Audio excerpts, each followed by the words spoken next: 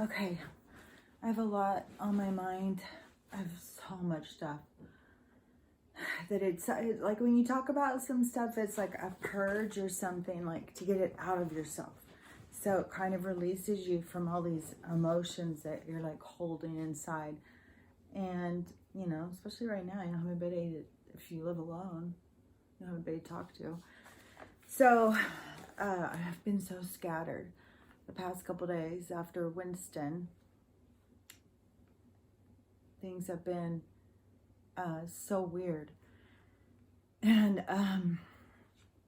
then Stella has just been so distraught. Oh my gosh. These sad cries that she does, it's so sad. It is so painful. It's kind of like wailing or something. It's really sad.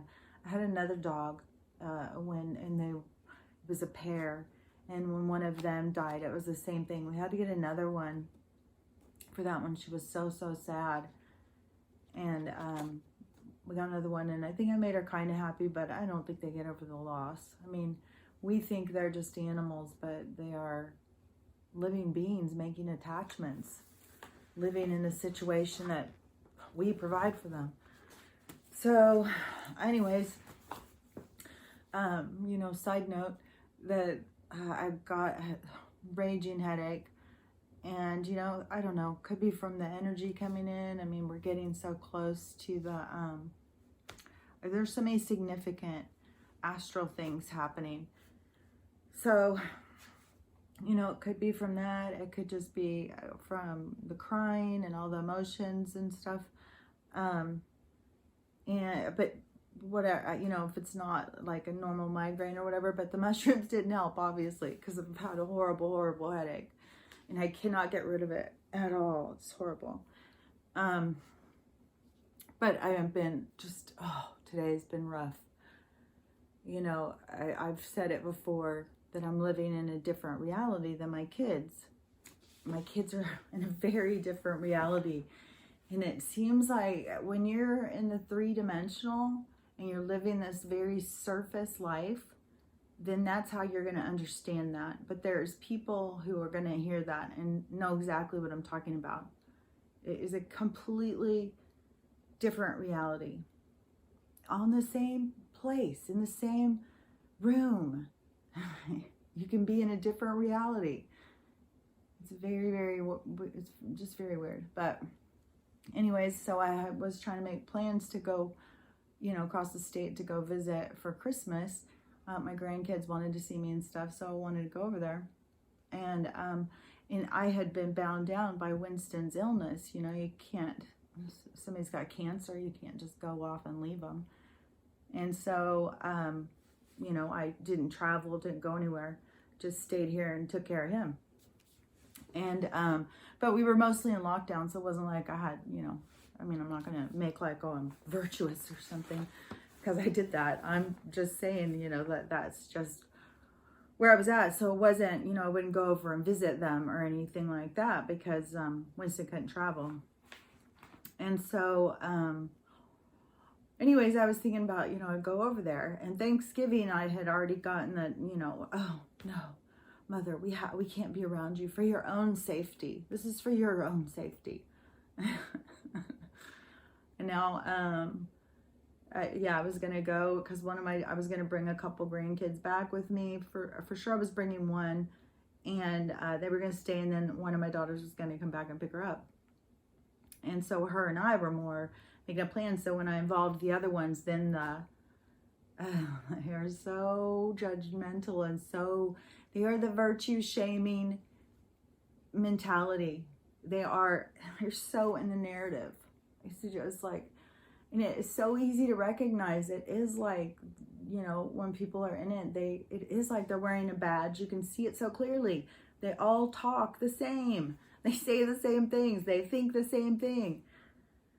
And they all want to talk to each other because they all see the same thing. And if you can't talk any sense to them, it's like when I'm like, okay, so, I mean, they've been going to restaurants. They've been going shopping. They've been hanging out with friends. All of these things. But when it comes to me coming to visit my family, then, you know, for my own health, for my own care, they need to make sure that I don't see my family. I was like, okay, don't get to know grandma. Once she dies, we'll tell you what she was like, but we had to protect her. It's like, what world does that make sense? Oh my God, it just is like, oh, how can this make sense to you? How did I raise you to not think for yourself? And one daughter who works at the weed store, she's like, I'm like, oh, well, in this horrible crisis that we're all in danger, you're allowed to go to work. I'm an essential worker. I'm essential to society. I'm essential to life. You know, working at a weed store is essential. The only essential thing about it is that it's legal here. The government makes so much money off taxes, and they need to make sure it's selling. You know, it has an expiration date that they can't, you know, I'm sure they've tried to figure out additives, and I'm sure at some point if we were going in that one direction, that's what it would come down to. But, you know, they don't want to lose their money. They don't want to run that farm business out of business. So, and, you know, I mean, this is prime time. This is prime reality. Everybody is depressed. Everybody's sad. Everybody's doesn't even know what to do. Don't even know what life's going to be like in the future. So, yeah, that's essential. And not even to question that, to not even look deeper. Just whatever's on the surface. And I don't need to look past the surface. You know, just set the table the way you want. Tell me how to see it. And then, you know, we'll go from there. It's like, oh my God. I just have so much. It isn't, I don't want to say like lost respect or something. You get when you start seeing these people in this other way that you hadn't seen them before. It gives you such a different view of them as a being, and they don't even know what they're showing. They have so little awareness, and it's not like losing, I don't know, it's eye-opening, but it's just irritating. It's irritating to be living in this other reality while they're living in this one. And it's not even just about the lies and stuff. Because once you do a lot of this spiritual healing and the things that have been holding you back, you all of a sudden will make your life into what you want it to be. Because you've broken down all these paradigms. You've broken down all of these walls that have been built around you, structuring you to keep you controlled. Once you break that down and you are in connection with God, your God, whatever you see, your higher being as being, when you get more connected to that and that side of yourself, and you are tuned in and you're not struggling, it makes, I mean, life feels so much better. And when you cross more over into that, the other reality, and you can't pull anybody along with you. You can tell them and tell them and tell them the whole journey.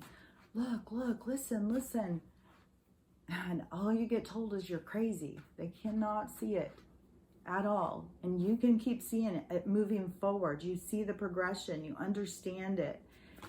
And their own biases, their own stuff inside themselves gives them the view of who and what you are. And they can't understand it. And they have no connection to anything at all, apparently. So, yeah, there's some more stuff I want to say. Let's see. About the other day, the first day, I think I didn't even do anything. I just watched movies all day. And sometimes you get in this really great pond, or, you know, like I'm sure there's a fishing term when you just got a great spot and you're just catching one after another. And when you find that like little niche in like your mood of a movie.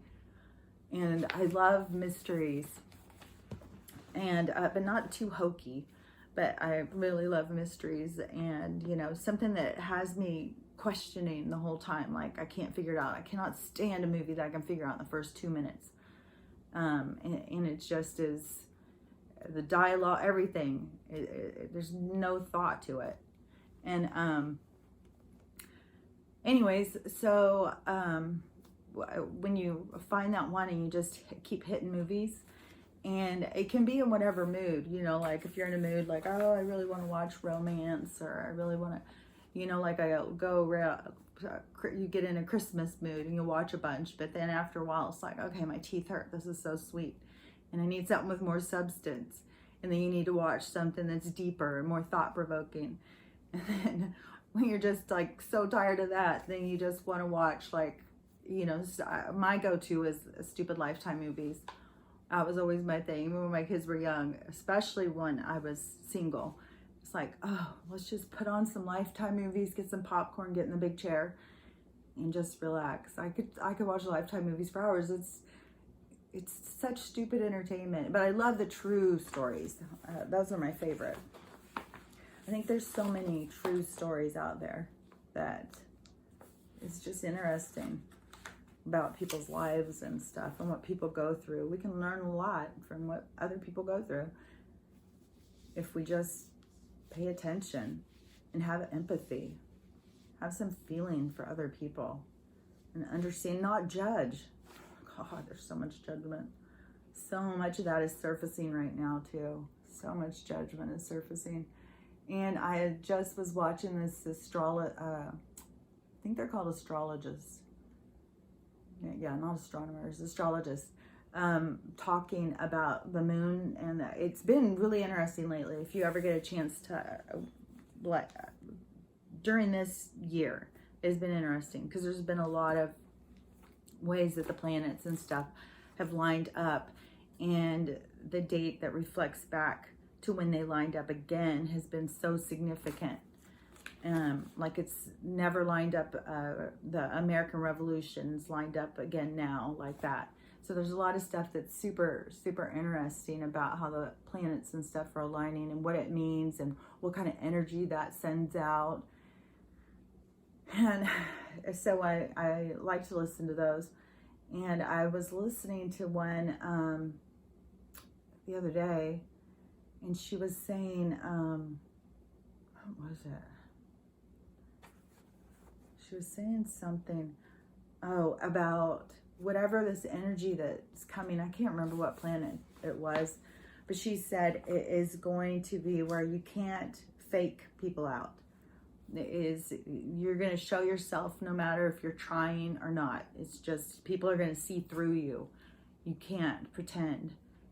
And I have noticed that to be so accurate. Like somebody does something and it's like, you know exactly what it doesn't matter what they say, you know what they mean. And yeah, I think a lot of that is going on. But so, and the other day when I was watching the movies, there was two, and I don't watch movies very much and think like, oh, that was really good. I mean, there could be some good movies, but I'm, like I've said before, I'm not a voyeur. I get turned off when it just has to be overkill on the sex. It's like they're trying to rub softcore. It's like they keep getting it more and more and more and more. Like pretty soon it's going to be total X-rated. It's like, I don't want to see that. I don't want to watch porn. I don't care.